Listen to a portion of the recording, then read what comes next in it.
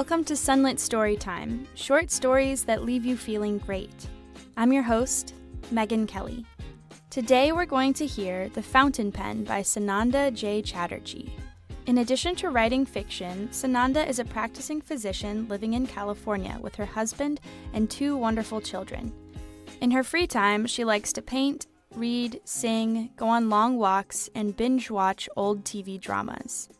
In The Fountain Pen, Meena, a bride in an arranged marriage in 1950s India, moves to live in the town where her new husband works. She met Arvind only twice before the wedding, and soon learns that he doesn't listen to music and prefers spicier food than her. He won't even lend her his fountain pen. How will they ever get along? Now, before we begin, take a deep breath, relax, and give yourself permission to feel great.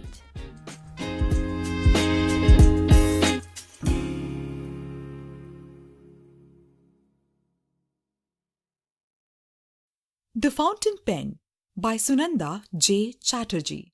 In the dusty haze of central India, Arvind and Meena got off the rickshaw, unloaded their luggage, and entered their new home. A bare, cement-floored, unfurnished apartment provided by the steel plant where Arvind was general foreman. Arvind said, "It's a new colony. I think a few officers have already moved in." On either side of the building, construction was ongoing to prepare for the influx of engineers and workers. The latest hits of 1957 played on a distant radio. Inside, the smell of fresh paint lingered in the hot air, and a harsh sun streamed in through the bare windows. Dust motes swirled in the empty house. Arvind flipped a switch, and the ceiling fan whirred overhead. "My friend stocked the kitchen with essentials," he said, his voice echoing. "But we'll shop for the rest later." He set his keys, wallet, and fountain pen on the windowsill by the door, and his hand brushed against Meena's for a tantalizing moment. Her skin tingled, but he dropped his gaze and apologized. Meena took in a sharp breath. Their arranged marriage was but a day old, and her heart thudded against her ribs. How was this going to work? Meena had met Arvind only twice before the wedding, in the company of family members, and their honeymoon was cancelled due to a crisis at the steel plant. They had hurried to catch the night train. She had barely changed out of her bridal sari, her henna still fresh on her hands. A month ago, she'd hidden behind the curtains in her parents' home and overheard her future mother-in-law saying, "Arvind is 10 years older than her. He is fixed in his ways." Meena's mother had said, "She will adjust. She's a people-pleaser." Her mother had lied. Meena's sweet smile belied her acerbic, frontal manner learnt from her freedom fighter father who had gone to jail for the cause. Her mother had later told Meena, "Arvind is no different than your father. Men like them dam up their emotions behind their tough personalities. But you know, a broken dam causes floods and destruction. To make it work, you must open the sluice gates one at a time. Learn to be patient." Marriage was the last thing on Meena's mind. "But Ma, I wanted to finish college before marriage." "This is 1957, her mother had replied. "He will let you finish college. Trust me. He's a good match for you." Meena followed Arvind into the bedroom, where he put the suitcases in the closet. His friend had placed a mattress on the floor and scattered rose petals across a garish bedspread. Arvind blushed. "The furniture will arrive tomorrow. You can sign for it." She nodded, twirling the wedding ring on her finger. Arvind cleared his throat. "You can take the bed. I'll sleep on the floor." Her eyes widened, and he said, "We need to get to know each other." Relief triumphed over disappointment. They had their whole lives ahead of them. He left for work early the next morning, and Meena awoke to the noise of hammers and cranes. She peeped out the window, but saw no one besides the construction workers. Was Arvind the only married officer? She retreated inside, a lonely ghost haunting an empty home. After making a cup of tea, she unpacked her old transistor radio and tuned it full volume to the local Hindi film music station. The DJ played her favorite song, the floors thrumming with a beat, and she twirled and twisted to its rhythm in the bare rooms, wondering if her husband liked to dance. The doorbell rang at 10 o'clock. 2 delivery men stood at the threshold, wiping their brows, sweat wringing their armpits. The furniture had arrived. Sign here, please. She spotted Arvind's silver blue fountain pen on the windowsill, unscrewed the cap, and signed her name with a shy smile. Meena Sahai. It was the first time she'd used his surname. Once they left, she arranged and rearranged the furniture until it looked homey. Would Arvind like it, or would he change it around? In the afternoon, she cooked rice and lentils with a few spices she found in the cabinet. She didn't even know if Arvind liked his food spicy. To fill her empty hours, she wrote letters to her parents, her sister, and her best friend. She liked the way Arvind's pen felt in her hands. She could sense his rough fingers holding it. Was this how their connection would feel? It was sunset when Arvind returned on his blue Vespa scooter and entered the apartment, looking exhausted. Her heart raced. He glanced at the living room. Furniture's here. Good. Having been silent all day, her voice came out hoarse. I signed for it. You forgot your pen. By the way, can you post these letters on your way to work tomorrow? The frown that creased his forehead made her heart sink. He said, You wrote the letters with my pen? She nodded uncertainly. He opened his fountain pen, peered at the nib, and said, Next time use your own pen. If you don't have one, I'll get one for you. Stunned, she said, I don't understand. Why was he upset? Didn't married couples share everything? Her parents even shared their towels, damn it. He spoke slowly, as if she were retarded. See the tip of the nib. The way I write, the nib gets rubbed one way. If someone else uses the pen, the tip will get ruined. Everyone has a style. See? I see, she said. What a selfish jerk. She bit her lip and frowned. Dinner's ready. As he washed up, she turned on the radio once again.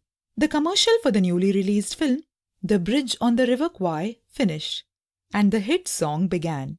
He said, Can you turn off the radio? I'm surrounded by noise all day. She turned off the radio, returned to the table, and sank heavily into the chair. Will you get the college application forms tomorrow? He frowned. What's the hurry? They ate in silence at the formica-topped dining table. The ceiling fan churned the heavy air between them. He was right. All she needed was a big dose of patience. Bit by tiny bit, she began to learn Arvind's ways. He liked his shirts ironed with special care to the collar. He preferred ginger to cardamom in his tea. His spice tolerance was higher than hers, but a few green chilies on his plate sufficed. Like a creek skirting rocks, she maneuvered around his moods and expectations, knowing that in time water carved valleys and canyons into mountain sides. One morning, she found a red fountain pen beside her pillow. Her lips curled up as a warm feeling spread through her. She was examining the nib when Arvind came out of the shower and hesitated by the door. She looked up and smiled. He said, There's an open house at the plant. Would you like to come? Do you want me to? She wanted to go but wasn't sure if that's what he wanted. She was normally assertive, forceful. What had marriage done to her? He said, Do you know how rails are made? I don't, she admitted. The iron ore and coke are heated in a blast furnace until it's red-hot liquid. Then it goes through further processing to correct the amount of carbon in the alloy. Iron is brittle, see, but steel is malleable, yet strong. Meena giggled at his enthusiasm, and he said, Oh, you're not interested? No, I am. Tell me more. He blushed. Then it's poured out and rolled into ingots, and then flattened and pounded into the rails. The rails our train travelled on were made right here. It's fascinating. She hadn't been out in days and agreed eagerly. Soon, they rode on his scooter. Meena sitting sideways behind him, clutching her purse in one hand and holding his waist with the other. She inhaled his fresh scent. It was the first time they had touched since moving into the apartment. Meena followed him into the plant with a group of visitors where each was given a helmet. The heat inside seemed to singe the hair on her arms, and the din was infernal. She gained a new respect for her husband. The noise from the construction site was nothing compared to this. No wonder. He didn't like loud music. The group stood on a thick metal mesh and peeped over the railing. Below them, the hot, fiery, lava-like alloy sputtered and crackled in a humongous bucket. Arvind had to shout to be heard. As he leaned in to point to the alloy, his fountain pen popped out of his pocket, spun in a graceful arc, and plummeted down. It vaporized before touching the surface. The blue speck swallowed in red-hot liquid metal. The visitors clapped, assuming it was a gimmick. Just then, a young man approached the group and handed Arvind a package. Sign here, please. Without his favorite pen, Arvind looked around, befuddled. Then he turned to Meena. Do you have your pen? Meena unclasped the purse, extracted the red pen, and unscrewed the cap. Her heart raced. She cleared her throat and shouted, See the tip of the nib. The way I write, the nib gets rubbed one way. If someone else uses the pen, the tip will get ruined. Everyone has a style. See? A gasp rang out in the little crowd, and Arvind turned redder than the molten iron. His shoulders slumped like a day-old birthday balloon. But, Meena yelled, we all can learn to be malleable yet strong, like your steel. She offered him the pen. He let out a breath and took it gratefully. Once he'd signed, he led the group away from the platform. Meena felt his coarse fingers grip her hand and squeeze it. Thanks, he whispered in her ear. She smiled. I almost forgot, he said, and he handed her a package. Here, I got your college forms. The end.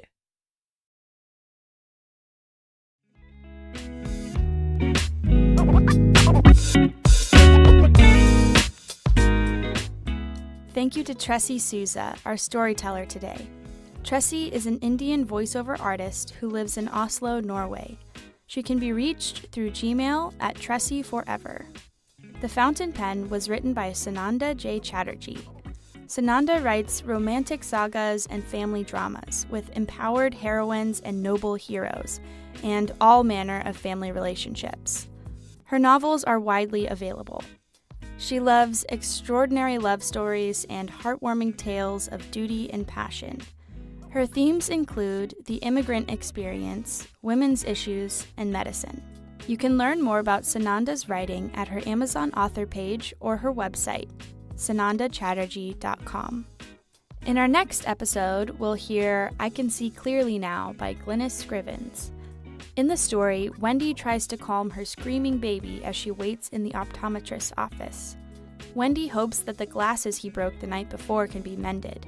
She has a headache from lack of sleep, and on top of everything, her friend has invited her to dine at a fancy restaurant that Wendy can't afford. To immerse yourself in more feel-great stories, visit our website, sunlitstorytime.com, where we keep a library of all stories published to date. At Sunlit, we believe in the power of story.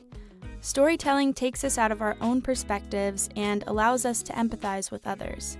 If you are also moved by the power of story, then share Sunlit Story Time with everyone you know. Together, we can make the world a better place, one story at a time. This episode was produced, directed, and edited by yours truly. Our fiction editor is Patrick Kelly. Social media and marketing by Susie Kelly. Music for the podcast is by Celestial Sound. My name is Megan Kelly. See you next time.